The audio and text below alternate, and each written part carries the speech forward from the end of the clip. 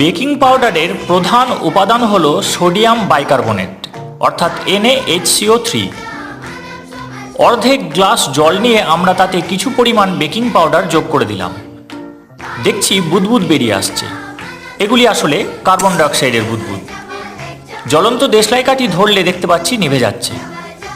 Carbon dioxide বাতাসের তুলনায় ভারী, দ্রুত বাতাসে ছড়িয়ে পড়তে পারে না, এক জায়গায় জড়ো হয়ে থাকে এবং নিচের দিকে থাকে।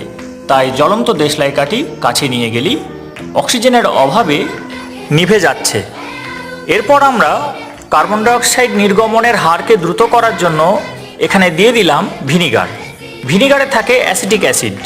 অ্যাসিটিক অ্যাসিড কার্বনিক অ্যাসিডের তুলনায় শক্তিশালী হওয়ায় এটি সোডিয়াম বাইকার্বনেট থেকে কার্বনিক অ্যাসিড অর্থাৎ H2CO3কে বের করে আনে। H2CO3 দ্রুত ভেঙে গিয়ে তৈরি করে কার্বন ডাইঅক্সাইড, যা আগুন নিভিয়ে দেয়।